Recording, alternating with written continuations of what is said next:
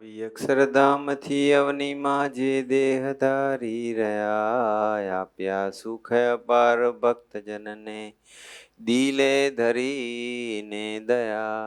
કીધા ચારુ ચરિત્ર ગાન કરવા, જેને કરુણા કરે વંદુ મંગલ મૂર્તિ ઉરધરી સર્વોપરી શ્રી હરિ. જેના દિવ્ય સુદિવ્ય જે ચરિતમાં વિલસી હરિ તોરયા, સંબંધે થઈ શૂન્ય જે વિચરતા દાસત્વ ધારી રહ્યા. આપે અક્ષર સુખ ભક્તજનને સુહૃદ બની સર્વદા, એવા સ્વામી પ્રબોધ દાસ ગુરુને ભૂલકા સહુ.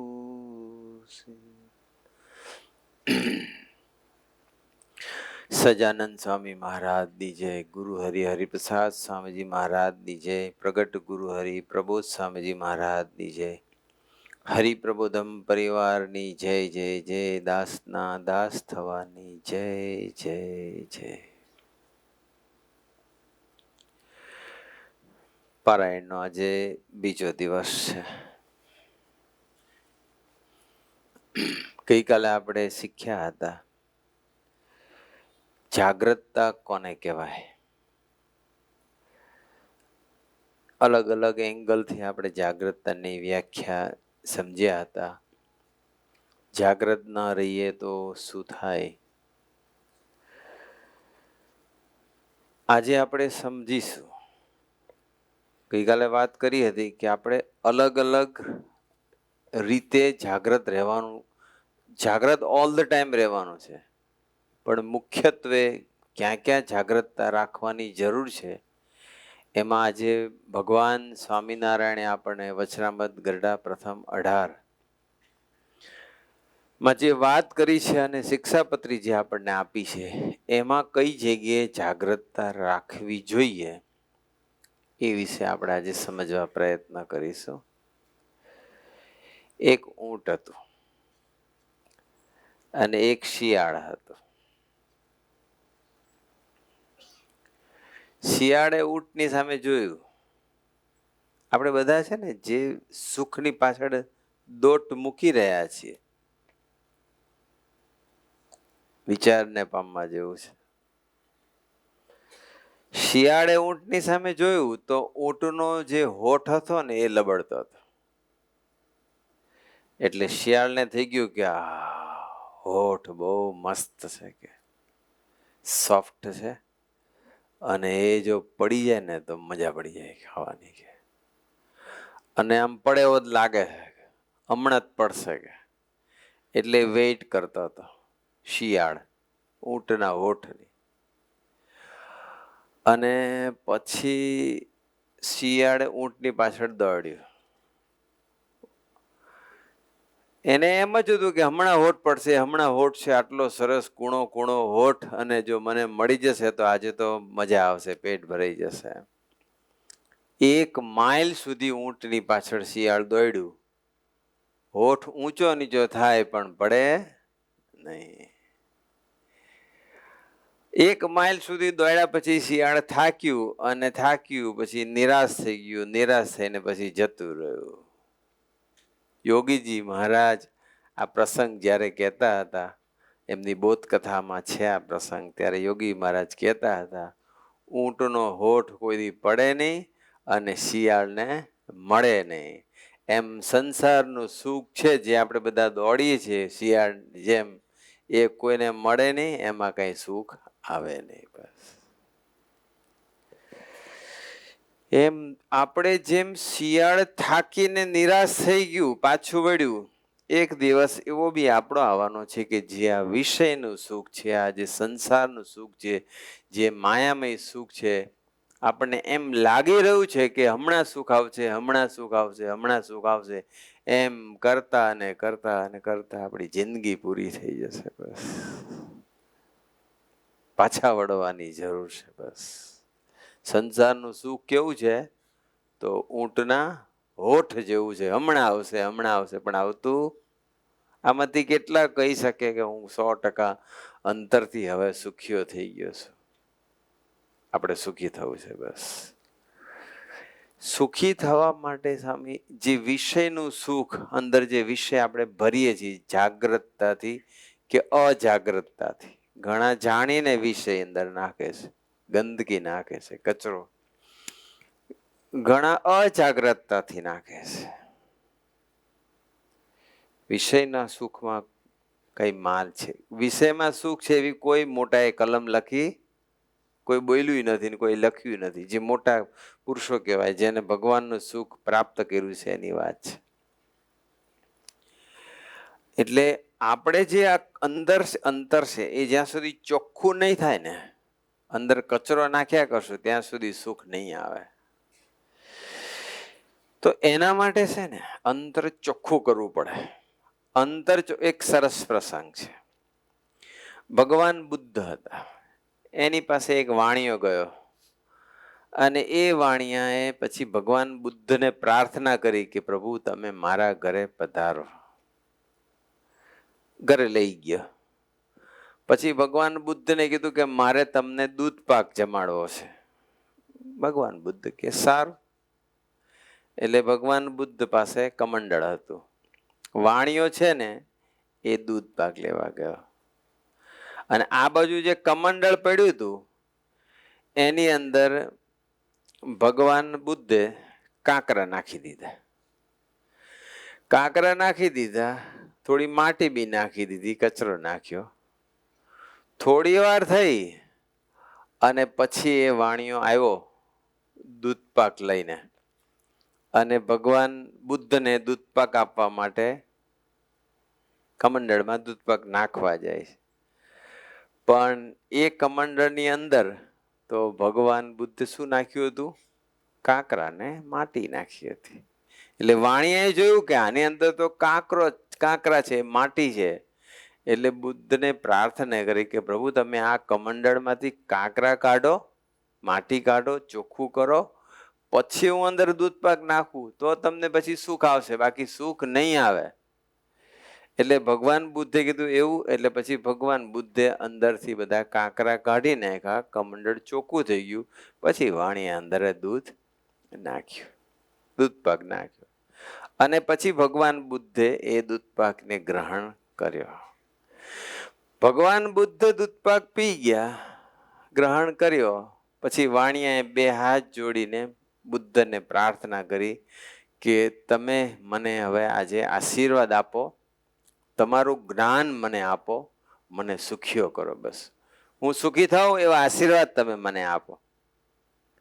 ત્યારે ભગવાન બુદ્ધ કહે છે કે જે રીતે કમંડળમાંથી જ્યારે કાંકરા કાઢ્યા, કચરો કાઢ્યો, માટી કાઢી, એવી રીતે તું જ્યારે તારા અંતરમાંથી કચરો કાઢીશ ને ત્યારે સુખ આવશે, ત્યારે જ્ઞાન ઠરશે. બાકી જ્ઞાન બી નહીં આવે અને સુખ પણ નહીં આવે. બસ અંતર ચોખ્ખું રાખવું પડે આપણે બધાએ. અંતરમાં જે જવાના રસ્તા કેટલા છે? જે જ્ઞાનેન્દ્રિય છે, ભગવાને આપણને 5 જ્ઞાનેન્દ્રિય આપી છે. એ 5 જ્ઞાનેન્દ્રિયથી આપણે બધો પોઝિટિવ બી નાખી શકીએ અને નેગેટિવ. ભગવાને ફ્રીડમ આપી આપણને અને આજ્ઞા કરી કે તમારે પોઝિટિવ નાખવાનું, નેગેટિવ નહીં નાખવાનું. પછી આપણા પર છોડી દીધું કે ના હવે મેં તમને આજ્ઞા કરી છે, હવે તમારે જે કરવું હોય તે કરો. પરંતુ અજ્ઞાન અવસ્થાએ કરીને, કુસંગે કરીને, ખોટા જ્ઞાને કરીને આપણે બધા જ 5 જ્ઞાનેન્દ્રિયથી જાણે અજાણે કચરો નાખ્યા જ કરીએ છીએ, નાખ્યા જ કરીએ છીએ, નાખ્યા જ કરીએ છીએ. એ 5 જ્ઞાનેન્દ્રિય એટલે કઈ? આંખ, કાન, જીભ, નાક અને ત્વચા. 5 જ્ઞાનેન્દ્રિય છે. આંખથી આપણે દ્રશ્ય અંદર જાય છે, કાનથી શબ્દ અંદર જાય છે, જીભથી સ્વાદની વૃત્તિ છે, એ ખાવાનું અંદર જાય છે, નાકથી સુગંધી લઈએ છીએ આપણે અને સ્કિનથી આપણે સ્પર્શ કરીએ છીએ. 5 જ્ઞાનેન્દ્રિય છે. હવે જાણે અજાણે એ ઇન્દ્રિયનો આહાર આપણે શુદ્ધ રાખવાની જગ્યાએ ઘણી વખત અશુદ્ધ રાખીએ છીએ, ન જોવાનું જોઈ લઈએ છીએ. ગઈકાલે વાત કરી એમ કે આપણે 24 કલાકની હરેક સેકન્ડ 365 દિવસ લાઈફ ટાઈમ જાગ્રત રહેવું પડશે કે મારી જ્ઞાન ઇન્દ્રિયનો થી આહાર તો હું શુદ્ધ કરી રહ્યો છું કે નથી કરી રહ્યો. That's what we should check. We should be alert at all the time. અને જો જાગ્રત નહીં રહીએ તો કચરો અંદર જશે. આપણને ખબર હોવા છતાં પણ આપણે કચરો નાખીએ તો આપણે ભગવાનના ગુનેગાર થઈએ છીએ. અને મેં કહ્યું આપણે વાત થઈ એમ કે આપણે ગમે એટલું કદાચ અમુક છેલ્લે અથવા કોક એવી મોમેન્ટ આવી ગઈ અને જો અજાગ્રત રહ્યા તો શું પરિણામ આવે છે આપણને ખ્યાલ છે. 7 ઋષિ હતા, કોઈ સામાન્ય ઋષિ તો નહોતા. હજારો વર્ષ સુધી એમને તપ કર્યું, ખૂબ તપ કર્યું. અને તપ એ કક્ષાનું કર્યું કે એમના ફરતો આખો કીડીનો ને એનો રાફડો થઈ ગયો હતો. અને એ ફરતો ટોટલ રાફડો આખો ઈ વોઝ ટોટલી કવર્ડ, અંદર હતા. પણ તપના તેજે કરીને આંખમાંથી તેજ નીકળતું હતું. એટલે એ રાફડામાંથી ફક્ત આંખની જે આંખ બે હતી એમાંથી આમ પ્રકાશ નીકળ્યા કરતા હતા. અને બન્યું એવું કે એ જે જગ્યાએ તપ કરતા હતા, જે આશ્રમમાં તપ કરતા હતા, અને ત્યાં સરિયાતી રાજા એની દીકરી એની સહેલીઓ સાથે ત્યાં નીકળી હશે, પસાર થઈ હશે. અને એને પેલા રાફડાની અંદર બે જેમ પ્રકાશની જ્યોતિ સમાન બે જે આંખ દેખાતી હતી એને જોઈ. એને ખબર નહીં કે અંદર શું છે. નાની દીકરી હતી, હજુ તો યુવાન હતી, એને ખ્યાલ નહોતો. એટલે એને પછી પેલી સૂળ લીધી હશે, સળી લીધી હશે, અને એને જોયું કે છે શું, જોવું તો ખરી. એને ખબર નથી કે અંદર કોઈ ઋષિ છે ને તપ કરી રહ્યા છે. એને બિચારીને ખ્યાલ નહોતો. અને પછી એને સૂળ અંદર નાખી, અને જેવી નાખી અને આંખ ફૂટી ગઈ અને એમાંથી લોહી નીકળવા માંડ્યું. લોહી નીકળવા માંડ્યું એટલે એ ગભરાઈ ગઈ. ગભરાઈને પછી એ તો ચાલવા માંડી. અને આ બાજુ જે અંદર ઋષિ હતા એને પોતાના બળના પ્રતાપથી, કારણ કે અમુક 1000 વર્ષ સુધી તપ કર્યું હતું, અને એ બળને લઈને પછી એ ગામના જે રાજા હતા, એટલે કે આ દીકરીના ફાધરને લોકો, એ બધાના લઘુ શંકા બંધ કરી દીધી. બધાના પેશાબ ને બધું બંધ થઈ ગયું. એટલે રાજાને ખ્યાલ આવી ગયો કે કંઈ કોકથી અપરાધ થઈ ગયો લાગે છે. એટલે રાજાએ પછી બધાને જણાવ્યું કે આટલામાં એક ચ્યવન ઋષિનો આશ્રમ છે, તો ઋષિનો કોઈ અપરાધ તો કર્યો નથી ને, એવું રાજાએ પ્રશ્ન પૂછ્યો. ત્યારે પેલી એમની કન્યાએ કીધું કે હા, કે મારાથી આવું થઈ ગયું છે. એટલે રાજા ગભરાઈ ગયો કે જલ્દી કે આપણે માફી માગી લઈએ. અજાણતા અપરાધ થયો તો, જાણીને નહોતો કર્યો, પણ માફી માગવી પડે. એટલે તરત જ માફી માગવા માટે એમની પાસે જાય છે, ચ્યવન ઋષિ પાસે. અને બે હાથ જોડીને ક્ષમા યાચે છે ને કહે છે કે માફ કરજો, ક્ષમા કરજો, અમારા દીકરાથી ભૂલ થઈ ગઈ છે, જાણીને નથી કરતી, અજાણતે થઈ ગઈ છે, તમે એને માફ કરજો, બસ શ્રાપ નહીં આપતા, તમે જેમ કહેશો એમ કરીશ. એવું જ્યાં કીધું એટલે રાફડામાંથી પછી ચ્યવન ઋષિ બહાર આવ્યા. તો રાજા ઊભા હતા, એની દીકરી, યુવાન દીકરી ઊભી હતી. અને પછી રાજા અને એટલું જ ચ્યવન ઋષિએ કીધું કે આ દીકરી મારી સેવામાં આપી દો. દીકરીનું રૂપ જોયું અને દીકરીને પોતાની સેવામાં રાખવા માટેનો સંકલ્પ કરી દીધો. પછી તો રાજા તો ખબર હતી કે જો ઋષિ શ્રાપ આપે તો શું થાય, એટલે એ દીકરી આપી દીધી. કહેવાનો મતલબ એટલો જ છે કે થોડીક ક્ષણો માટે રૂપ આંખ દ્વારા અંદર ગયું. એમનો કોઈ સંકલ્પ નહોતો કે મારે આવી રીતે અમુક વર્ષ સુધી તપ કરીને પછી પરણી જવું છે અથવા કોઈને રાખવી છે, પરંતુ જોવાઈ ગયું. એટલી પણ અજાગ્રતતા હોય તો આપણે બધાએ કેટલું જાગ્રત રહેવું પડશે ઇન્ટરનેટના જમાનાની અંદર. અને ન રહીએ તો અંતર કેવી રીતે ચોખ્ખું રહેશે? અને જો અંતર ચોખ્ખું નહીં હોય તો કેવી રીતે સુખ આવશે? અને પછી આપણને એમ થાય કે હું આટલા વર્ષથી સત્સંગ કરું છું મને સુખ કેમ નથી આવતું? સૌભરી ઋષિનું બી તમે પ્રસંગ સાંભળ્યો હશે કે સૌભરી ઋષિએ પાણીની અંદર 60,000 વર્ષ સુધી તપ કરેલું. આમ હું મારી ઘરની વાત નથી કરતો, શાસ્ત્રની વાત છે. 60,000 વર્ષ સુધી તપ કર્યું. પાણીની અંદર કેવી તાકાત હશે, 60,000 years. અને પછી એ તપ કર્યું અને પછી એક વખત એવું થઈ ગયું કે ભૂલથી બે માછલીને ક્રીડા કરતા એમનાથી જોવાઈ ગયું, મૈથુન કરતા જોવાઈ ગયું.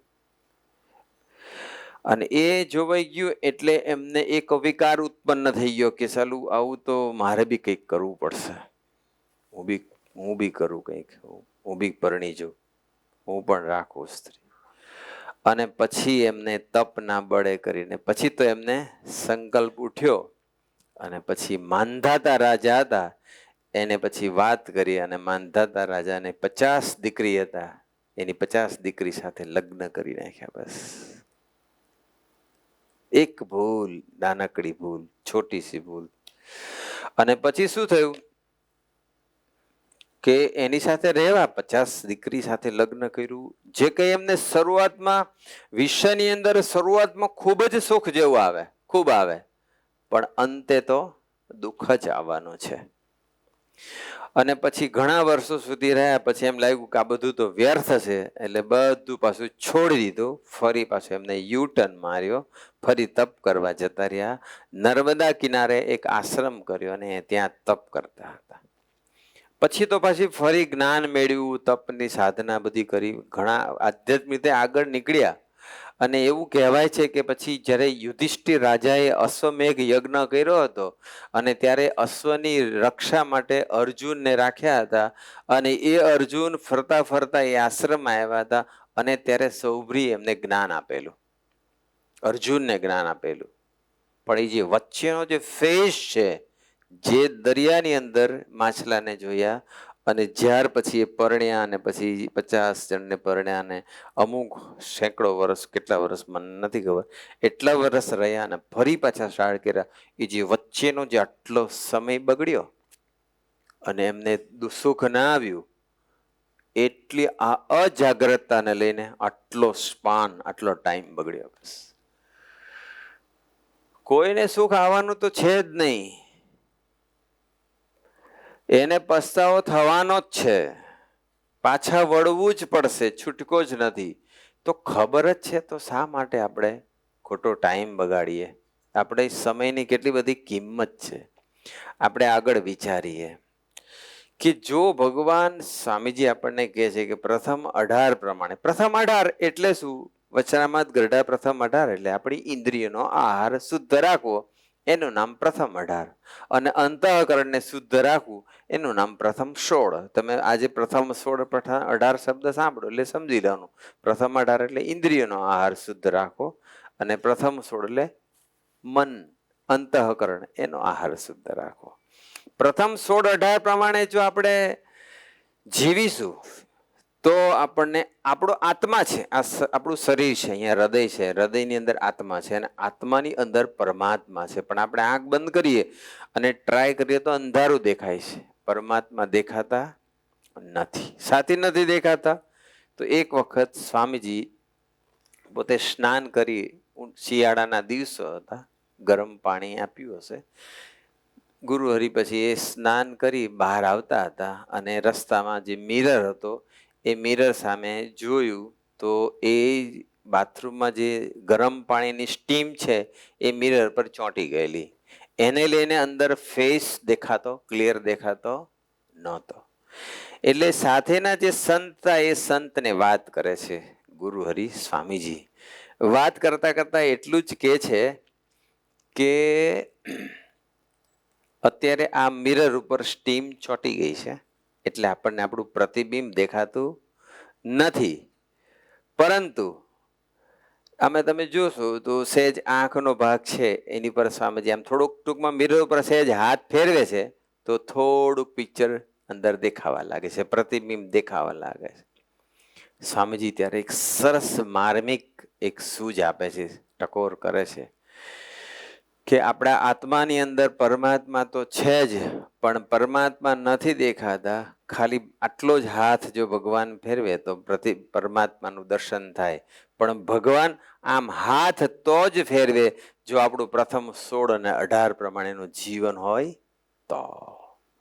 આત્માની અંદર પરમાત્માના દર્શન કરવા હોય, આપણે આંખ બંધ કરીએ ને આપણે ભગવાનના ગુરુ હરિના દર્શન કરવા હોય તો આ કન્ડિશન ફૂલફિલ મારે તમારે કરવી જ પડે કે આપણે પ્રથમ 18 પ્રમાણે 16 પ્રમાણે જીવન જીવવું જ પડે. તો આત્માની અંદર પરમાત્માના દર્શન થાય. સ્વામીશ્રી એક વખત રાજકોટ હતા અને રાજકોટથી પછી નીકળતા હતા હરિધામ આવવા માટે. તો સ્વામીજી ગાડીમાં હતા અને ગાડીમાં પછી એક યુવકે સ્વામીજીને પ્રાર્થના કરતા બે જોડીને કીધું કે સ્વામીજી, હું જ્યારે ભજન કરવા બેસું ને ત્યારે તમે મને દર્શન આપજો ને પ્લીઝ. હું જ્યારે ભજન કરું તો મને તમારા દર્શન થાય, આંખ બંધ કરીને ભજન કરો મને તમારા દર્શન થાય એવું મને કરી આપો ને.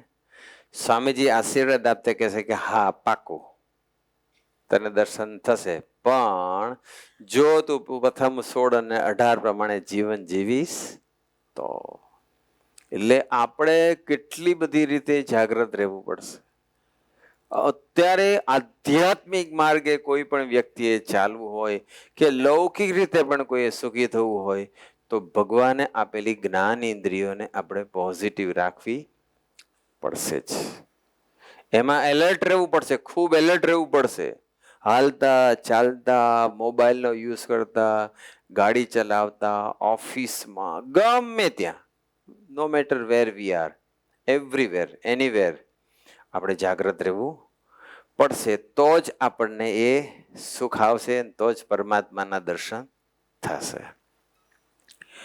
આપણે અંતરમાં કચરો માનો કે નાખી દીધો ભૂલથી, ભૂતકાળમાં આવી ગયો, નાખાઈ ગયો આપણાથી, હવે એને સાફ કરવો છે. સાફ તો એમાં પણ એ જ વસ્તુ છે. એક વખત સ્વામીજી શરૂઆતમાં ફર્સ્ટ ટાઈમ જ્યારે USA કેનેડા ગયા, 1985ની વાત કરું છું. સ્વામીજી કેનેડા હતા અને ઓટાવાથી ટોરન્ટો બાય કાર આવતા હતા. 500 કિલોમીટર થાય, બાય કાર આવતા હતા. સ્વામીજીની આ ગાડી આગળ હતી, પાછળ બધા બીજા જે સંતો હતા એની ગાડી, એક વડીલ સંત હતા એની ગાડી પાછળ હતી. હવે એની અંદર કંઈક ટ્રાન્સમિશન ઓઇલ થોડું લીક થતું હતું, થોડું, એટલે થોડી સ્લો ચલાવતા હતા. બીજી બાજુ એ સંતને થોડીક પ્રોસ્ટેટની તકલીફ હતી, એટલે લઘુ લાગે એટલે પછી અમુક જગ્યાએ રેસ્ટ એરિયામાં ગાડી ઊભી રાખે. સ્વામીજીની ગાડી આગળ જતી હતી અને પછી એક રેસ્ટ એરિયા આવ્યો એટલે સ્વામીજીએ ગાડી અંદર લઈ લીધી. રેસ્ટ એરિયામાં પછી બાથરૂમ ગયા. બાથરૂમમાં ગયા અને અંદર હજુ બાથરૂમમાં હશે ઇન મીન ટાઈમ પેલા સંતની ગાડી આવી ગઈ. ગાડી આવીને ઊભી રહીને પછી એ સંત પણ બાથરૂમમાં જતા હતા, પણ સ્વામીજી અંદર હતા, સેવક બહાર હતા. એટલે થોડીક વાર થઈ અને પછી સ્વામીજી બહાર આવ્યા. એટલે સંતને લાગ્યું કે વાર વધારે લાગી આજે. એટલે સ્વામીજી એમને પછી પૂછ્યું કે સ્વામીજી કોઈ તકલીફ છે, તમને ખાડે લાગી છે, શું સ્નાન કરવું છે, એવું પ્રશ્ન પૂછ્યો. એટલે સ્વામીજી કહે કે ના એવું તો કંઈ નથી. તો આપને વાર કેમ લાગી? એટલે આપને વાર લાગી એટલે કોઈ તકલીફ તો નથી ને એમ, એટલે મેં પૂછ્યું.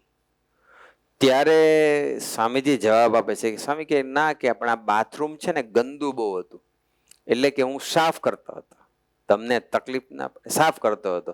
એટલે પેલા સંતે પૂછ્યું કે તમે શું કામ સાફ કરતા હતા? તો કે તમે પાછળ આવવાના હતા ને, તમને તકલીફ ના પડે, ગંદુ હોય બધું, ચોંટ્યું હોય આડોડું ગંદુ, એટલે એ સંતને તકલીફ ના પડે એ માટે સ્વામીજી સાફ કરતા હતા. અને આ પ્રસંગ કહેતા કહેતા એ સંત એવું કહેતા હતા કે હું તો એટલો બધો વિચારમાં જતો રહ્યો કે સ્વામીજી તો પ્રાણાધાર પુરુષ, એ આપણા ગુરુ છે, એને લઈને આપીએ છીએ, આપણે એની સેવા કરવાની છે, એની જગ્યાએ એ બધું સાફ કરે છે. અને પછી કે હું શું સ્વાધ્યાય કરું, સ્વામીજીના સેવાનો સ્વાધ્યાય કરું, દાસત્વનો કરું, આત્મીયતાનો કરું, શું કરું? પણ પછી એમને એ બી જાગૃત સંત પછી એને એવું કીધું સ્વામીજીને કે સ્વામીજી તમારે આવું બધું સાફ નહીં કરવાનું, તમારે અમારું અંતર સાફ કરવાની સેવા કરવાની છે. આ તમારે સાફ નથી કરવાનું, આ બધા અમે સાફ કરીશું, તમે અમારું અંતર સાફ કરો. ત્યારે સ્વામીજી તરત જવાબ છે, હા હું તમારા બધાનું અંતર સાફ કરી દઈશ, પણ જો તમારે પ્રથમ 16 અને 18 પ્રમાણે જીવશો તો. પાછું આવી ગયું એનું એ જ, ઇન્દ્રિયોનો આહાર આપણે શુદ્ધ રાખવો પડશે. ભલે ગઈકાલ સુધી કે આજ દિન સુધી આપણે જાણે અજાણે ઇન્દ્રિયનો આહાર અશુદ્ધ થઈ ગયો હોય, હવે આપણે જાગૃત રહેવું પડે. બસ હવે બિલકુલ નહીં. અને કદાચ કોઈ વખત થઈ જવાય નપાસ, કળિયુગ છે, આંખો ખુલ્લી રાખવાની છે, બંધ રાખીને ચાલવાનું નથી, અજાણતા થઈ શકાય. તો સ્વામીજીને આપણી પાસે આટલી અપેક્ષા છે કે તમે સાફ કરી નાખો. કચરો ગયો જલ્દી ક્લીન કરો ભજનથી, કથા વાર્તા અને ભજનથી. એટલે આજે આપણે આ શીખી રહ્યા છીએ કે જાગ્રતતા પંચ જ્ઞાન ઇન્દ્રિયોના આહાર લેતી વખતે આપણો જે ઇન્ટેક ઓફ અવર સેન્સીસ, આંખ, કાન, જીભ, નાક અને ત્વચા, એનો જ્યારે આહાર એના દ્વારા જે અંદર જાય છે ત્યારે બી એલર્ટ, સાવધાન રહેવું પડશે આપણે બધાએ કે આહાર યોગ્ય તો જઈ રહ્યો છે ને, અયોગ્ય તો નથી જતો ને, ગંદકી તો નથી જતી ને, ખરાબ દ્રશ્યો તો મારી આંખથી નથી જતા ને, ખરાબ ગંદા અપવિત્ર શબ્દ તો હું નથી સાંભળી રહ્યો ને, અયોગ્ય તો હું નથી ખાઈ રહ્યો ને, અયોગ્ય રીતે તો હું નથી ખાઈ રહ્યો ને, અયોગ્ય સ્પર્શ તો મારાથી નથી થતો ને, હું અયોગ્ય સૂંઘી નથી રહ્યો ને. 5 જ્ઞાનેન્દ્રિયમાં આપણે જાગૃત રહેવું પડશે. આપણે સ્વામીજી આપણી પાસે, ભગવાન સ્વામિનારાયણ આપણી પાસે આ અપેક્ષા રાખે છે કે તમે પાછા વળતા તો શીખો. સ્વામીજી કે હું યોગીજી મહારાજના વખતમાં હતો ત્યારે એક યુવાન આવતો હતો, એને મારી સાથે બહુ હેત હતું એ યુવાનને, અને ખૂબ ખાનદાન હતો, સારા પરિવારમાંથી આપતો હતો, કે એના હૃદયની અંદર કળિયુગ નહોતો, એવો ડાયો છોકરો હતો, ગમતો છોકરો. 2 વર્ષ સુધી મારી સાથે રહ્યો.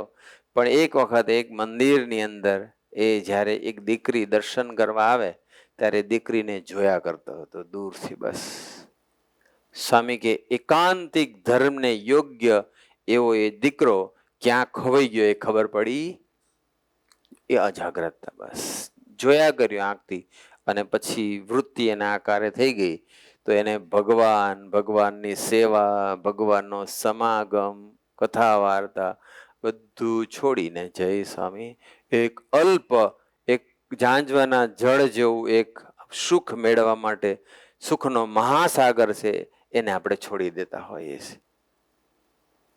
આપણે કેટલું બધું જાગ્રત રહેવું જોઈએ. જાગ્રત ન રહીએ તો.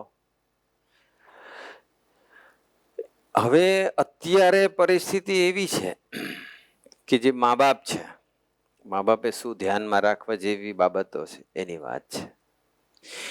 એક યુવાન મુંબઈનો, જ્યારે મારી મુંબઈની સેવા હતી ત્યારે યુવાનને એક તકલીફ એ થયેલી કે એ મેરીડ, એને ઘરે દીકરીનો જન્મ થયો, અને દીકરી જન્મી ત્યારથી જ એને એક રોગ આવી ગયો. અત્યારે ઘણા બધાને ત્યાં દીકરા દીકરીનો જન્મ થાય છે તો કંઈક ને કંઈક ડિફેક્ટ અથવા કોઈ રોગ, કંઈક ખામી, ખોડ ખાંપડ સાથે જન્મ છે એવું સાંભળવા મળે છે અને આવે છે પ્રસંગો. મા બાપે ખૂબ ધ્યાનમાં રાખવા જેવી બાબત છે. પછી એ યુવાન સ્વામીજી પાસે આવે છે, હું સાથે હતો, અને પછી વાત કરી કે દીકરીને આવું થયું છે. સ્વામી કે શું થયું? પછી વાત કરી કે દીકરી એના માના પેટમાં હતી ત્યારે એ દીકરીને લેટ્રિન થઈ ગયું, અને એનું સ્ટૂલ એના જ નાક દ્વારા એના લંગ્સમાં ગયું, લંગ્સમાંથી બ્લડમાં ગયું, બ્લડમાં ઇન્ફેક્શન થઈ ગયું, અને એને લઈને આ તકલીફ થઈ ગઈ છે. દીકરી જન્મી તો ગઈ, પણ રોગ આવા બધા છે અને બ્લડ આખું ઇન્ફેક્ટેડ છે. ડૉક્ટરો અંદર એને ઓબ્ઝર્વેશનમાં રાખ્યું છે અને એને ટ્રીટમેન્ટ આપી રહ્યા છે. અને સ્વામીજીને પ્રાર્થના કરી ત્યારે સ્વામીજીએ પછી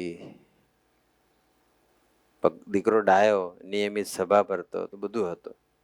આપણી અજાગ્રતતા હોય તો. પછી સ્વામીજીએ વાત કરી. સ્વામીજી કે દીકરો દીકરી જે આપણું બાળક છે એ જ્યારે માતાના પેટમાં હોય ને ત્યારે 3 વસ્તુનું ખૂબ ધ્યાન રાખવું પડે. અને જો આ 3 વસ્તુનું ધ્યાન રાખે તો એટલે ગમે તેવું ભૂંડું પ્રારબ્ધવાળું બાળક પેટમાં હોય તો પણ હેલ્ધી જન્મે. 3 વસ્તુનું ધ્યાન રાખવાનું છે. સ્વામીજીએ પછી બધાને વાત કરી હતી. અને એ 3 વસ્તુ કઈ?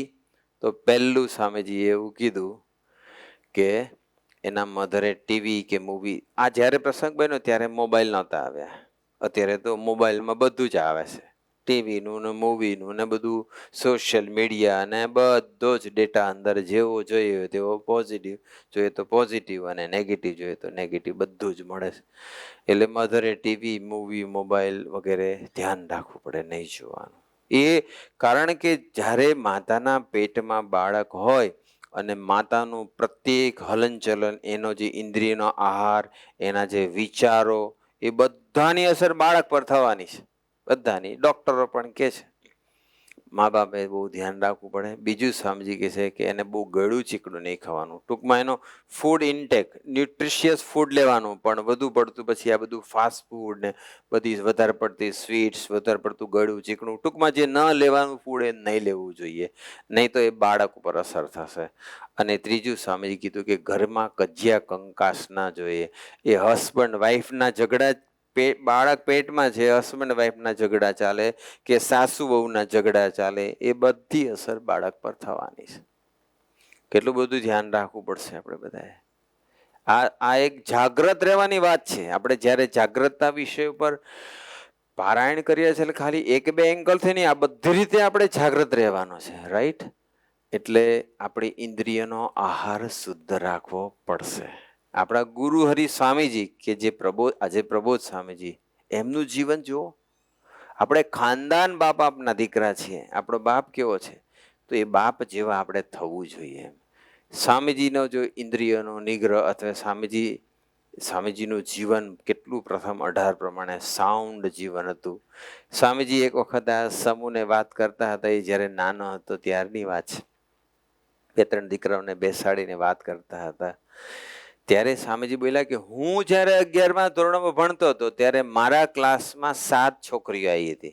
અને એક છોકરી અમારે આણંદમાં રેવનદાસની ખડકીમાં રહેતી એક છોકરી હતી. પણ સ્વામી કે 6 મહિના પછી મને ખબર પડી કે અમારા ક્લાસમાં આટલી દીકરીઓ છે અને એક દીકરી અમારા જ સ્ટ્રીટ, અમારી સોસાયટીની કે ખડકીની છે. તો સ્વામીજી 6 મહિના સુધી ખબર ન પડી તો સ્વામીજીનો ઇન્દ્રિયનો નિગ્રહ કેવો હશે, રાઈટ? પ્રથમ 18 પ્રમાણેનું જીવન સ્વામીજીનું કેવું હશે? આપણે એના દીકરા છીએ, રાઈટ? તો આપણે એના માર્ગે, એ માર્ગે ચાલવું જોઈએ. કદાચ આપણને એવા કોઈ ગયા જન્મના સંસ્કાર નડે છે ને કુટેવ પડી ગઈ હોય, અથવા તો એની પાસે બળ માગવું જોઈએ. બળ માગીએ તો એ બળ આપવા માટે બેઠા જ છે. એટલે અત્યારે તો પહેલાના જમાના કરતા અત્યારના જમાનામાં તો ખૂબ જ જાગૃત રહેવું પડે આ બાબતમાં, ઇન્દ્રિયોના આહાર બાબતમાં. કારણ કે અત્યારે તો દરેક પાસે મોબાઈલ, દરેકના મોબાઈલમાં ઇન્ટરનેટ, અને દરેક એટલે ઇન્ટરનેટને કેટલી બધા આપણી એપ્લિકેશન, કેટલું બધું સોશિયલ મીડિયા.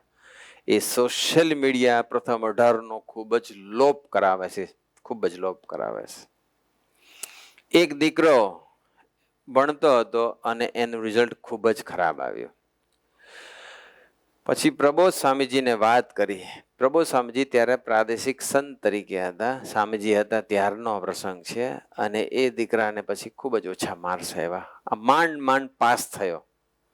અને પછી પ્રબોધ સ્વામી સાથે એમના પ્રદેશનો યુવક, સત્સંગી યુવક, એટલે વાત કરી, પ્રાર્થના કરી કે આવું થઈ ગયું. એટલે પ્રબોધ સ્વામી કહ્યું કે સાથે આવું થઈ ગયું. પછી પ્રબોધ સ્વામી કીધું કે એક વાત કહું, તું મારી આજ્ઞા પાળીશ? હેત હતું, પ્રબોધ સ્વામી સાથે હેત હતું. એટલે એને કીધું કે હું આજ્ઞા પાડીશ. ત્યારે પ્રબોધ સ્વામીજી કીધું કે જેટલો સમય તું સોશિયલ મીડિયા પાછળ અને તારા મોબાઈલની અંદર વિડીયો ગેમ રમવામાં તું કાઢે છે ને, એટલો સમય તું ભણવામાં આપી દે. હમણાં તું આ મોબાઈલ બંધ કરી દે. આટલી આજ્ઞા પાડીશ. હેત હતું. હેત હોય ને તો વચન મનાય. અને એને વચન માન્યું એ દીકરાએ, એને એ પછી બંધ કરી દીધું એ. તો નેક્સ્ટ યરની અંદર એ જ છોકરો આખા ક્લાસની અંદર ફર્સ્ટ રેન્ક આવ્યો, એનો ફર્સ્ટ રેન્ક આવ્યો, જે માંડ માંડ પાસ થયો હતો, માંડ માંડ. સી ને ડી ને એવા બધા ગ્રેડ હતા, એ ને બી તો હતો જ નહીં. એવો છોકરો 50-60% આવ્યા હશે માંડ કદાચ, અને એ છોકરાનો ક્લાસમાં ફર્સ્ટ. સોશિયલ મીડિયા કેટલા બધા ડેન્જરસ છે. સોશિયલ મીડિયાથી આ બધું અત્યારે ફેસબુક ને ઇન્સ્ટાગ્રામ ને આ બધું ચાલે છે અત્યારે, યુટ્યુબની શોર્ટ્સ બધી જોઈએ, કેટલો બધો. હું તમને એમ કહું છું કે જે લોકો યુટ્યુબ પર કે ઇન્સ્ટાગ્રામ પર રીલ અપલોડ કરે છે, અને તમે જે જ્યારે જોવા બેસો છો ત્યારે શું ફિલ્ટર થયેલું આવે છે? અને શું આપણને ફિલ્ટર કરવાની આપણામાં તાકાત છે?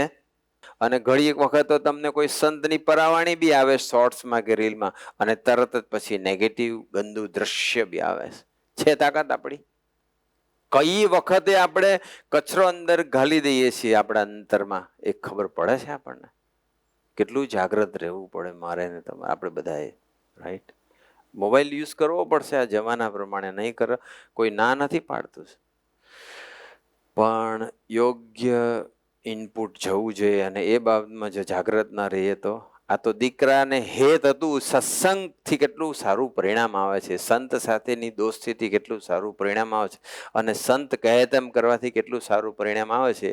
માંડ માંડ પાસ થનારો છોકરો, એ છોકરાએ ફર્સ્ટ રેન્ક લઈ આવ્યો. આપણે પ્રથમ 18 પ્રમાણે જીવન જીવીએ ને તો ભગવાન અને ભગવાનના મોટા સંત બહુ રાજી થાય છે, ખૂબ રાજી થઈ જાય છે. રુચિ ટોપ રાખવી પડે, બસ રુચિ. આ લાસ્ટ યરની જ વાત કરું છું કે લાસ્ટ યર ગુરુહરિ કેનેડામાં હતા. આજે તમે જો છો એ જ દીકરાની વાત કરું છું કે એ છોકરો બધો ફોટોગ્રાફીની સેવા કરતો હતો, અને ફોટોગ્રાફીની સેવા કરતા કરતા પછી એને એક વખત પ્રભુ સ્વામીજીને પ્રાર્થના કરી. પ્રભુ સ્વામીને કીધું કે પ્રભુ સ્વામી, આ જે કેમેરો છે, કેમેરો, એ કેમેરાથી અમે તમારી ફોટોગ્રાફી લીધા કરીએ છીએ, તમારી સ્મૃતિ અમે લઈએ છીએ. તો આ કેમેરાની અંદર અમે જેમ તમારી સ્મૃતિ લઈએ છીએ, એમ આંખરૂપી કેમેરો અમને ભગવાને આપ્યો છે, તો એમાં પણ અમે તમારી સ્મૃતિ લઈએ, બીજી બધી વસ્તુ ન લઈએ, એવા આશીર્વાદ આપજો. બસ કેટલી સરસ પ્રાર્થના કરી. ત્યારે પ્રભુ સ્વામી એટલા બધા રાજી થઈ ગયા. પ્રભુ સ્વામી કે ધન્યવાદ, કે બહુ મસ્ત પ્રાર્થના કરી, બહુ રાજી થઈ ગયા. એને કેવો ખ્યાલ આવી ગયો કે આપણે કેમેરો હોય તો એમાં આડાવડા ફોટા પાડીએ છીએ, કોઈ ગંદા ફોટા લઈએ તો કદાચ આપણે સંતો ના લઈએ, કે પછી ભક્તો ના લઈએ, કે ઘરના સભ્યો ના લઈએ, પણ નેગેટિવ લઈએ છીએ. પોતાના કેમેરામાં સારું સારું નાખવાનું, અને ભગવાને આપેલા કેમેરામાં ગંદુ બી નાખવાનું. કેટલો અન્યાય કહેવાય! ભગવાન સાથે આપણે કેટલો અન્યાય ઘણી વખત આપણે અજાગ્રતતાથી કરી નાખતા હોઈએ છીએ. અત્યાર સુધીમાં જેટલા પાસે પોતાના કેમેરા છે, એ તો ચાલો મોબાઈલ તો છે જ બધા પાસે, તો મોબાઈલમાં કેમેરો તો છે જ. આપણે બધાના સારા સારા ફોટા લઈએ છીએ, તો એ જે સારા ફોટા લઈએ છીએ, આડવડું નથી લેતા, એટલા જાગ્રત રહીએ છીએ. તો ભગવાને આપણને જે આમાં વર્ણન કરી કે આ કેમેરો કેટલા બધા મેગાપિક્સલનો છે, આમાં કેટલી બધી વિવિધતા છે, કેટલા બધા પ્રકારના રંગ અને દ્રશ્યો આપણે નિહાળી શકીએ. હું અહીંયા બેઠા બેઠા આખા હોલમાં બધા ભક્તો બેઠા છે, મને બધા એના દર્શન સરસ થઈ રહ્યા છે. તો ભગવાને, અને હજુ મારે વિઝન જતું રહેતો, હું બ્લાઇન્ડ થઈ જવું તો પતી ગયું, કાળું કાળું. ડૉક્ટર પરેશભાઈ કેવા લાગતા હોય, ભૌમિકભાઈ કેવા લાગતા હોય, મને શું ખબર પડે? આ ધીરુ કાકા કેવા લાગતા હોય, મને શું ખબર પડે? પેલા માધુભાઈ બેઠા હોય કેવા લાગતા હોય, મને શું ખબર પડે? અત્યારે તો બધાના દર્શન સરસ થાય છે, રાઈટ? અમારા મહિપતસિંહ, ઘનશ્યામસિંહ, બધાના કેવા દર્શન થાય છે, રાઈટ? તો ભગવાને આપેલો કેમેરાનો આપણે યોગ્ય ઉપયોગ કરીએ, બસ યોગ્ય જ આપણે નાખીએ, આજથી ઠરાવ કરીએ, બસ. હવે જાગ્રત, આ જાગ્રતતા પારાયણના અંતે જાગ્રતતા વધવી જોઈએ. 100% આપણે જાગ્રત રહીએ અને ફેલ બિલકુલ ન થઈએ એવી એક્સપેક્ટેશન ભગવાનને નથી, પણ ભગવાનને એટલી એક્સપેક્ટેશન છે કે તમારી જાગ્રતતાનું, મારીને તમારી જાગ્રતતાનું લેવલ ખૂબ વધી જાય, અને કદાચ ભૂલથી અજાણતાથી કદાચ કોઈ જગ્યાએ જાગ્રતતા જતી રહી અને કંઈક ફેલ થયા તો તરત પાછા વળી જઈએ, આટલું બી થઈ જાય ને ભજન કરી લઈએ, પાછા વળી આટલું બી થઈ જાય ને તો પણ આ પારાયણ સાર્થક. 7 દિવસનું પારાયણ. કોઈ ટાઈમ પાસ માટે પારાયણમાં નથી આવતા. આપણો ગ્રાફ થોડોક આમ સારો થવો જોઈએ. બસ આપણી આધ્યાત્મિક પ્રગતિ થવી જોઈએ. આપણો ભગવાનથી આપણે નજીક આવવા જોઈએ. ભગવાન સાથેનો આપણો સંબંધ વધવો જોઈએ. બસ અંતરની અંદર કચરો ઘટવો જોઈએ. રાઈટ? તો પારાયણ કામનું. એટલે આ ખાલી આટલી જ પ્રાર્થના કરી, એમાં પ્રભુ સાંઈ એટલો બધો રાજીપો દેખાડ્યો.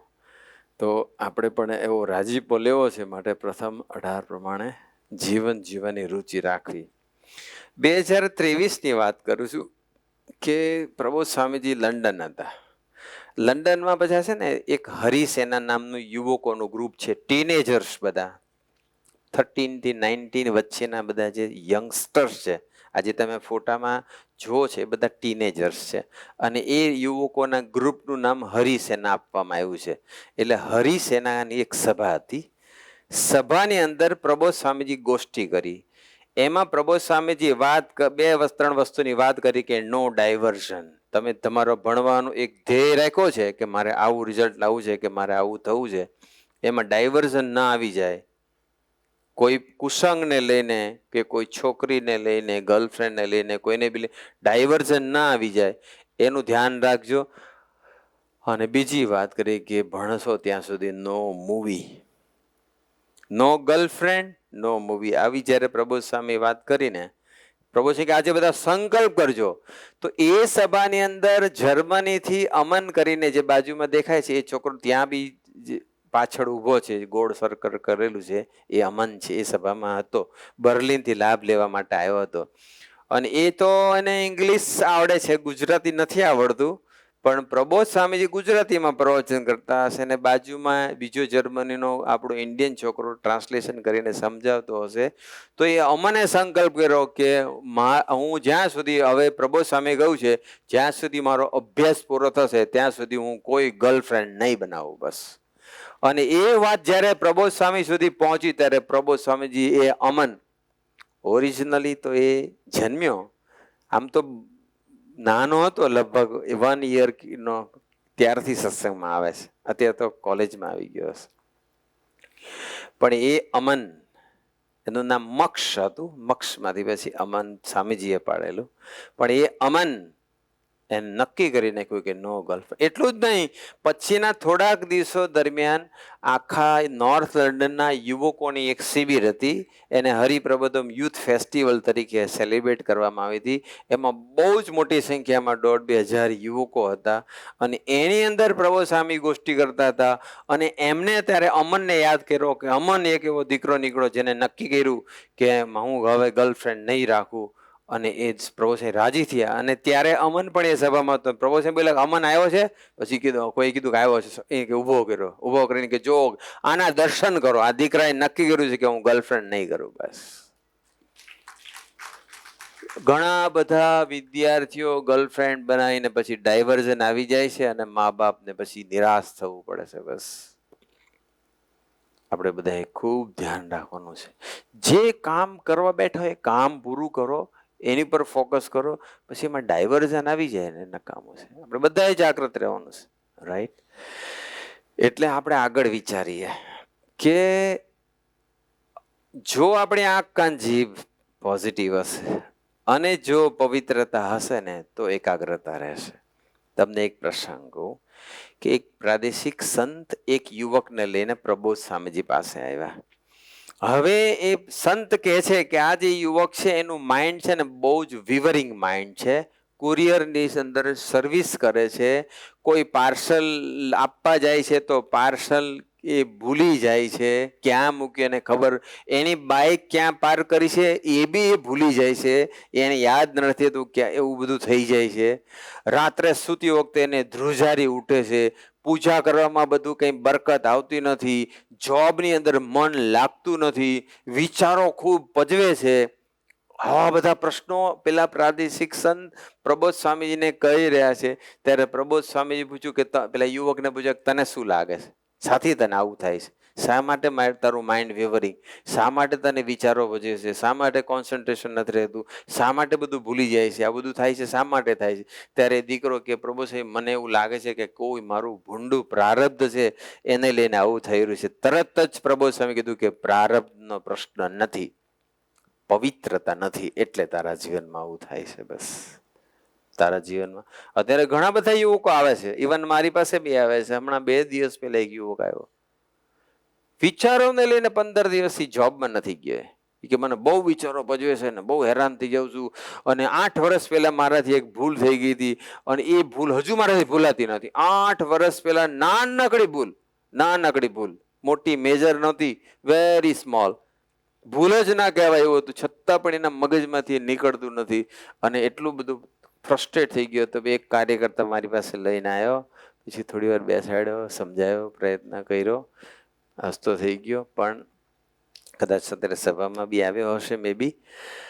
પણ પ્રબોધ સ્વામીજીએ પહેલાને કીધું કે તારા પ્રારબ્ધનો પ્રશ્ન નથી, પ્રશ્ન પવિત્રતાનો છે. તારા આંખ કાન જે પોઝિટિવ. તારે યુવક રડવા લાગ્યો અને રડતા રડતા પ્રબોધ સ્વામીને કે હા પ્રબોધ સ્વામી, મારું જીવન પવિત્ર નથી, મારી ઇન્દ્રિયો મારા કંટ્રોલમાં નથી, મારો આહાર વિહાર યોગ્ય નથી, પ્રથમ 18 પ્રમાણે મારાથી નથી જીવાતું. ત્યારે પ્રબોધ સ્વામી કીધું કે આપણે આજથી સંકલ્પ કરો કે હવે મારે પવિત્ર જીવન જીવવું છે. અને કદાચ તું નપાસ થઈ જાય, જો ભગવાન ને ભગવાનના મોટા સંત આપણને ચાન્સ બી આપે છે, કદાચ તું નપાસ થઈ જાય તો રાત્રે ભજન કરીને સુઈ જવાનું. આટલું કરીશ? તો કે હા. તો કે બધું સરસ થઈ જશે, જા. આશીર્વાદ આપી દીધા. રાઈટ? કેટલી બધી જરૂર છે આપણે કેટલું બધું જાગૃત રહેવાની જરૂર છે, નહીં તો પવિત્રતા કેવી રીતે આપણા જીવનમાં આવશે? રાઈટ? આ થઈ પ્રથમ 18ની વાત. હવે થોડીક આપણે 15 મિનિટ વાત કરી લઈએ. શિક્ષાપત્રી તો 212 શ્લોક આપણને ભગવાન સ્વામિનારાયણ આપ્યા છે, સુદર્શન ચક્ર સમાન. પણ અત્યારે સ્વામીજી બી ખૂબ કહેતા હતા અને આજે પ્રબોધ સ્વામી પણ ખૂબ કહે છે. ઇવન મને બી ઘણી વખત અમને પ્રાદેશિક સંતોને કહ્યું છે કે હરિભક્તોને કહેજો શિક્ષાપત્રી પ્રમાણે જીવન જીવે ને નહીં જીવે, શિક્ષાપત્રીનો લોભ કરશે તો બહુ દુઃખ આવશે. બસ. અને આજે હરિભક્તો શિક્ષાપત્રી જેટલા નથી પાડતા એ બધા દુઃખી થાય છે. બસ આપણે બધાએ ધ્યાન રાખવાનું છે. શિક્ષાપત્રી પ્રમાણે વર્તવું ખૂબ જ અનિવાર્ય. અને શિક્ષાપત્રીમાં અમુક શ્લોક તો એવા હોય આપણને એમ લાગે ખરેખર આવું. એક શ્લોકમાં લખ્યું છે કે યુવા અવસ્થા યુક્ત એવી જે પોતાની મા, બેન અને દીકરી સાથે પણ એકાંતમાં ન રહેવું. તો આ કેવું લાગે આમ થોડું? આ ઓરિજિનલ વેદ વ્યાસનું વાક્ય છે. ભગવાન સ્વામિનારાયણે એ શિક્ષાપત્રીમાં લીધું એ વાક્ય. તો વ્યાસ ભગવાન છે ને એક વખત એ ગ્રંથ લખાવતા હતા અને જૈમિની ઋષિ એમના જે હતા એ લખતા હતા ગ્રંથ, અને એની અંદર આ વાક્ય આવ્યું કે યુવા અવસ્થા યુક્ત એવી જે પોતાની મા, બેન, દીકરી સાથે આપતકાળ પડ્યા વિના એકાંતમાં રહેવું નહીં. અને આવ્યું ને ત્યાર પહેલાની કલમ અટકી ગઈ જૈમિની ઋષિની. જૈમિની ઋષિ પોતાના ગુરુને વ્યાસજીને એવું કહે છે, વેદ વ્યાસજીને કહે છે કે પ્રભુ આવું તો આ તો લોકમાં માન્ય નથી, આવું તો કેવી રીતે લખી શકાય? ત્યારે વ્યાસજી કે મારી આંખ ભલે બંધ છે પણ હું જાગ્રત અવસ્થામાં લખાવું છું. પણ કે વાંધો નહીં, તું અત્યારે નહીં લખતો, પછી લખજે. એટલો ભાગ બ્લેન્ક રાખ, આગળ બીજું લખ, પછી આગળ લખાવે. જૈમિની ઋષિ નથી લખતા. અને પછી બન્યું કે એક દિવસ એક રાત્રે, ચોમાસાની ઋતુ હતી, એના થોડાક જ દિવસમાં, અને જૈમિની ઋષિ જે જગ્યાએ રહેતા હતા એ નાનકડી પર્ણકુટીર હતી, ઝૂંપડી હતી. એની અંદર હશે, ચોમાસું છે, ગાજવીજ થાય છે, વરસાદ પડે છે, અને વેદ વ્યાસજી એનું બહેનનું રૂપ લઈ અને એની ઝૂંપડીમાં આવે છે. અને આવે છે, પલળેલું હોય છે, કપડાં ભીના બધા, અને આવીને પછી એના ભાઈને કહે છે કે ભાઈ મારે કામ હતું, અહીંથી નીકળી હતી, પણ હવે અત્યારે ખૂબ વરસાદ છે, પૂર છે, હું ક્યાં જઉં? એટલે મારે ખાલી આજની રાત મારે રહેવું છે, પછી હું સવારે જતી રહીશ. એટલે પહેલાં તેને કીધું કે ભાઈ અહીં તો હું એકલો છું, પણ કે મને તકલીફ છે તો પછી હું આ ક્યાં જઉં એમ. તો પછી એક બીજી બાજુની ઝૂંપડી હોય છે એની અંદર પછી આપે છે ઉતારો. પણ એ જેનું દ્રશ્ય જોયું, પોતાની સગી બહેનનું દ્રશ્ય જોયું, અને એમાં પછી અંદર આકુળ વ્યાકુળ થઈ ગયા, મન ચગડોળે ચડી ગયું, વિકારો ઉત્પન્ન થઈ ગયા, અને પછી ન રહેવાયું, મોડી રાત્રે પછી એ પોતાને બેનનો દરવાજો ખટખટાવે છે અને કહે છે ખોલ ને કે મારે કામ છે. બેન કે પણ હું તો અત્યારે અહીં એકલી છું, નહીં તો તમે રાત પડી ગઈ છે તો તમે કેવી રીતે? તો કે ના, પછી ખોલતી નથી એ. પછી ઉપરથી બધું હટાવી અને અંદર ઉતરે છે અને જ્યાં એની બેનને આલિંગન કરવા જાય છે ત્યાં જ વેદ વ્યાસજી પ્રગટ થઈ જાય છે અને પછી પગે લાગી લે છે. પછી વ્યાસજી પૂછે છે કે હવે લખી લેવું છે? અને પછી એ જૈમિની ઋષિ લખી નાખે છે. બસ ત્યારે લખાણો. આમ એવું લાગે કે આ તો હારું કેવી રીતે આવું કે હોતું હશે. પોતાની બેન હોય, માં હોય, દીકરી હોય, એકાંત નાની હોય, વૃદ્ધ હોય ત્યારે આપણને વિકાર ના આવે, પણ એ યુવાન હોય અને એકાંત હોય અને એવું નથી કે એક જ વખતની અંદર, ગમે ત્યારે મનનો કશો ભરોસો નથી. કોઈ દિવસ મનનો ભરોસો ના રાખી શકાય. પણ કહેવાનો મતલબ એટલો છે, આપણે શિક્ષાપત્રી જો લોપ કરીશું તો દુઃખ આવશે. અને આજે ઘણા એવા આદર્શ હરિભક્તો છે. મારા ડૉક્ટર અશોકભાઈ મહેતાનો પ્રસંગ સંતો કહેતા હોય ઘણી વખત. એ પોતે અમરીશ છે અને એક વખત એવું કે પોતાના ક્લિનિક, ડૉક્ટર છે અને એમના ક્લિનિક પરથી ઘરે ગયા તો ઘરે તો એમના પત્ની ને એમને એક દીકરી છે જે યુવાન હતી. તો એમના વાઈફ કંઈ બહાર ગયા હશે શોપિંગમાં કે કશે કંઈ ગયા હશે, દીકરી ઘરે હતી. પછી ઘરમાં અંદર જાય છે તો કે તારા મમ્મી ક્યાં? તો કે એ તો બહાર ગયા છે. તો કે સારું, કે હું પછી આવું છું. એ જતા રહ્યા અને ક્લિનિક પર પાસે બેસી ગયા. ઘરમાં ના આવ્યા. જ્યારે આ પ્રસંગની બધાને સંતોને ખબર પડી, બધાને ખબર પડી તો શિક્ષાપત્રીનું પાલન કેવું કરી રહ્યા છે એમ. તો શું પોતાની દીકરી હોય તો અંદર ના જવું જોઈએ? તો શું એની વીકનેસ છે? એની આ ડોક્ટર અશોકભાઈની વીકનેસ નહોતી કે પોતાની બેન સાથે આવા બધા વિચારો કરે છે. એની વીકનેસ નહોતી, પણ ભગવાન સામે આની આજ્ઞા પાડવાની સ્ટ્રેન્થ હતી. આની વીકનેસ ના કહેવાય, આને સ્ટ્રેન્થ કહેવાય. ભગવાનની આજ્ઞા પાડવાની સ્ટ્રેન્થ હતી. રાઈટ? તો આજે એવું આદર્શ જીવન જીવનારા સમાજ બી છે. પણ જો શિક્ષાપત્રી પ્રમાણે જીવીશું તો ભગવાન રાજી થવાશે અને આ લોક અને પરલોકમાં બધી રીતે સુખી થવાશે. આપણે બધાએ શિક્ષાપત્રી પાડવી જોઈએ. પણ શિક્ષાપત્રી પ્રમાણે વર્તવું અત્યારે ખૂબ જ જરૂરી છે. ભગવાન સ્વામિનારાયણે ત્યારે આપણને 212 શ્લોક આપી દીધા અને આપણને સુખી રહેવા માટેના એક અદ્ભુત રસ્તા દેખાડી દીધા. આટકોટની અંદર આટકોટના રાજાને એક ત્યાંની સાહેબની સવારે નીકળતી. એનો જે દીવાન હતો આણંદ છે અને એનો ભાઈ હતો એ એના ઓલામાં મહેતા તરીકે, એકાઉન્ટન્ટ તરીકે સેવા કરતો હશે. હવે એ જતો હશે અને એને લાગી ખાડે, લેટ્રિન લાગી. એટલે પછી એક રીંગણનું ખેતર હતું, પ્રેશર આવ્યું હશે એટલે પછી ખેતરમાં જ ગયો અને ત્યાં બેસી ગયો. હવે બેસી ગયો અને હળવો થવા ગયો હશે, પણ ત્યાં પછી પેલો એનો માલિક હોય એ જોઈ ગયો. એને એમ લાગ્યું કે આ કોક ચોરાયો લાગે છે, રીંગણા ચોરવા માટે. એટલે એને પછી લાકડીથી પેલાને માર્યો. કોને માર્યો? પેલા રાજકોટના જે સાહેબ હતા એના મહેતાને માર્યો. અને મહેતાને માર્યો એટલે પછી તો બરાબર લાકડા પડે એટલે કેવું થાય. એટલે એને પછી સાહેબને ફરિયાદ કરી, કમ્પ્લેન કરી અને કીધું કે મને આ પટેલે મને માર્યો, કે હું આવી રીતે મને માર્યો કે. એટલે પછી સાહેબે બોલાવો કે પટેલને કેમ માર્યો કે. રાજા હતા એ વખત તેઓ. અને પછી માર્યો અને પછી એને કીધું કે બોલો તમે કેમ આને માર્યો, જવાબ આપો. એટલે પછી પેલા એ કીધું કે આ તમારા તો છે ને કે મારા રીંગણીના ખેતરમાં ઝાડે કરવા માટે બેઠો હતો અને મને એમ કે ચોર છે, એટલે પછી મેં એને માર્યો કે. મને ખબર નહીં કે અહીંયા લેટ્રિન માટે બેઠો છે. અને પછી પેલા સાહેબે સાંભળ્યું તો સાહેબ કે તારે એક નહીં 2 મારવા હતા ને કે. એમ કરી પેલા મહેતાને ઠપકો આપ્યો, તને બીજું કાંઈ ના મળ્યું ને રીંગણાનું ખેતર જ મળ્યું. અત્યારે તો આ નરેન્દ્ર મોદીજીના, આપણા પ્રધાનમંત્રીના સ્વચ્છતા અભિયાનના દાખલાના ફળ સ્વરૂપે અત્યારે તો ઘણા બધામાં ઘણી બધી આવી ગઈ છે સેન્સ સ્વચ્છતા. છતાં પણ આપણે સાથ આપી દેવાનો. ગાડીમાં જતા હોય કચરો નહીં ફેંકવાનો, જ્યાં ત્યાં થૂકવાનું બે નહીં.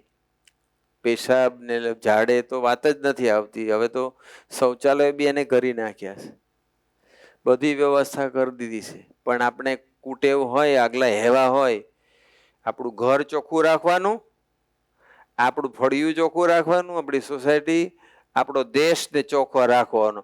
અને એ આપણે નરેન્દ્ર મોદીને આજ્ઞા પાડવાની, અને આપણે અંતર ચોખ્ખું રાખી ભગવાન સ્વામિનારાયણને આજ્ઞા પાડવાની. બસ. નહીં તો પડશે. આ ભાઠા પડી ગયા છે, પેલા 2 મારે, પેલા કે 2 માર, એક હું કામ માર્યું, 2 મારવા તને એમ. એટલે આપણે બધા ખૂબ જાગૃત રહેવાની જરૂર છે. છેલ્લો પ્રસંગ કહીશ, પછી આપણે પૂરું કરીશું. 10:26 થઈ ગઈ છે. પણ મેં હમણાં તમને વાત કરી એમ, અત્યારે જ્યાં ત્યાં વિશ્વાસ નહીં મૂકશો. લોકો તમને ફોન ઉપર કહેશે કે તમે આમ કરો, અમને તમને પ્રશ્ન પૂછી એના જવાબ આપો, અને જો તમારો જવાબ આપશે તો અમે તમારા એકાઉન્ટની અંદર આટલા ટ્રાન્સફર કરીશું. બોલો, ટમેટાનો કલર લાલ હોય, કાળો હોય, ધોળો હોય, બોલે પૂછો. એટલે કે લાલ તો 100 રૂપિયા ટ્રાન્સફર. પછી બીજો પ્રશ્ન પૂછે, એટલા હેલા પૂછે, અને પછી આપણે પૈસા આવવા માંડ્યા. એટલે લાલચનો રાક્ષસ બહાર આવે. હજુ કમાવો. એટલે શરૂઆતમાં 2, 4, 5, 10 હજાર સુધી તો આપણને આવે ત્યાં મજા પડી જાય. અને જયારે 50,000 ને લાખનું આવે, અત્યારે જય સ્વામિનારાયણ, આમથી આવેલા 10,000 આવ્યા અને ગયા લાખ. કેટલાનો ફાયદો થયો? 90,000 ની ખોટ ગઈ. બહુ ધ્યાન રાખવા જેવું છે. અને ઘણા વિચારે કે આપણે શરૂઆતમાં હેલા પ્રશ્નો હોય ત્યારે કમાઈ લેવાનું. પણ તમને ખબર છે કે તમારો લાલચ તમને હેરાન કરી નાખશે. અંદરની લાલચ એ ભાન નથી. અને તો આપણે તો કોઈ દિવસ મફતનું કાંઈ કરવું જ નથી. આપણી મહેનતની જ કમાણી કરવી છે. બન્યું એવું કે એક ચોર છે ને, એના બળદિયો ચોર્યો અને ભાગતો હતો. અને સમાચાર મળ્યા એટલે પાછળ એક વાર આવી, પોલીસ આવી એને પકડવા માટે. અને ચોરે જોઈ લીધું કે પાછળ આવી છે અને મેં બળદિયો ચોર્યો છે, એટલે આગળ જતો હતો. એટલે આગળ એક છે ને વાણિયો હતો, અને વાણિયાને એને દોયડું પકડાયું, રાસ પકડાઈ દીધી. અને રાસ પકડાઈને એવું કીધું કે મને છે ને જરા ખાડે લાગી છે, તો હું જરા હમણાં આવું છું, કે થોડી વાર તમે પકડી રાખો ને પ્લીઝ, કે મને બહુ લાગી છે. એટલે પછી વાણિયાને એમ થયું કે આ બિચારાને તકલીફ છે તો પકડી લેવા દે ને. એને દોયડું પકડી લીધું, બળદનો રાસ પકડી લીધી. પણ રાસ પકડતા પાછળ પોલીસે પણ એને પકડી લીધો. કોઈનો આમાં વિશ્વાસ રાખવા જેવો છે નહીં. તો તમે અત્યારે બધાના કોઈના ફોન આવે, કોઈના મેસેજ આવે, જ્યાં ત્યાં ઓટીપી નહીં આપી દેતા. આપવાની જ નહીં ઓટીપી. ઓટીપી આપશું એટલે પતી ગયું. એટલે શું તકલીફ થાય છે મને બહુ ઝાઝી ખબર નથી, થોડી ખબર હતી, મેં તમને કીધી. પ્રિસિતભાઈને આપણે રિક્વેસ્ટ કરીશું કે એ બધું થોડું હજુ વિગતવાર કે અત્યારના સમયમાં શું ધ્યાન રાખવા જેવું છે. બસ. અને હવે પછી તો એવું થવાનું છે કે આપણા હવે આર્ટિફિશિયલ ઇન્ટેલિજન્સ આવી ગયું. આ બધા તમે ઇમેજીસ જુઓ છો, આ કે રિયલ છે? આ એઆઈથી જનરેટ કરેલી છે. હવે આર્ટિફિશિયલ ઇન્ટેલિજન્સ એવું થશે કે જો અત્યારે હું બોલું છું તો મારો આ બધો અવાજ છે તો પછી યુટ્યુબ પર આવે, કે બીજા કોઈ સોશિયલ મીડિયામાં કે ઇન્ટરનેટમાં આવે, કે કંઈ પણ જગ્યાએ આપણો ડેટા તો બધો જાય જ છે. યાદ રાખજો, બધો ડેટા જાય છે આપણો. તો એ પછી આર્ટિફિશિયલ ઇન્ટેલિજન્સ મારા અવાજ ઉપરથી પછી એમને એક સ્ક્રિપ્ટ જે નક્કી કરી લો, એ સ્ક્રિપ્ટનો અવાજનું રેકોર્ડિંગ થશે. અને પછી કહેશે તમારા અવાજમાં તમારા જ ઘરવાળાને કોઈ ફોન કરશે કે હું આ બોલું છું તારો હસબન્ડ, અને મને અત્યારે ખૂબ તકલીફ પડી ગઈ છે, મારે અત્યારે આટલાની જરૂર છે, તો તું પ્લીઝ તું મને આટલા અત્યારે મારા હું તને જે મોકલું એમાં તું મને ટ્રાન્સફર કરી દે. એકચ્યુઅલી એનો અવાજ નથી, તમારા ઘરવાળાનો અવાજ નથી, એથી હવે પછી એ પ્રોબ્લેમ આવવાના છે. કેટલું બધું આપણે જાગૃત રહેવું પડશે, બધા એંગલથી જાગૃત રહેવાનું છે. રાઈટ? હજુ તો આ બીજો દિવસ છે, હજુ 5 દિવસ આવજો એટલે બધી હજુ ખબર પડશે. ધન્યવાદ. વાત કરી એમ મને થોડોક ડાઉટ હતો કે કાલ તો રવિવાર હતો અને મહાપ્રસાદ હતો, એટલે બધા હોંશે આવી ગયા હતા. એટલે મને એમ હતું કે આજે હોલ ભરાશે કે નહીં, પણ આજે હોલ ભરાઈ ગયો. અને આજે પણ આ દીકરાઓને નીચે બેસવું પડ્યું. આવી જો કથા વાર્તાનો ઉમંગ હોય અને આવું નવું ભજન હોય ને આવીને એવી જાગૃતતા હોય તો ભલે આજે હોલમાં આપણે નીચે બેસવું પડ્યું, પણ અક્ષરધામમાં ભગવાન એમની ગોદમાં આપણને બેસાડતા. કારણ કે એના ગમતામાં જીવન જીવીએ. પ્રથમ 16 અને 18 પ્રમાણે એના ગમતા પ્રમાણેની જીવનનો આપણી જાગૃતતા હોય તો ભગવાન બેસાડે બેસાડે ને બેસાડે. પણ જાગૃતતા અનિવાર્ય છે. એવી જાગૃતતા હું ને તમે નિરંતર રાખી શકીએ એ માટે ગુરુ હરિ મને તમને ખૂબ ખૂબ બળબુદ્ધિને શક્તિ આપે, એ જ પ્રાર્થના. સજાનંદ સ્વામી મહારાજની જય.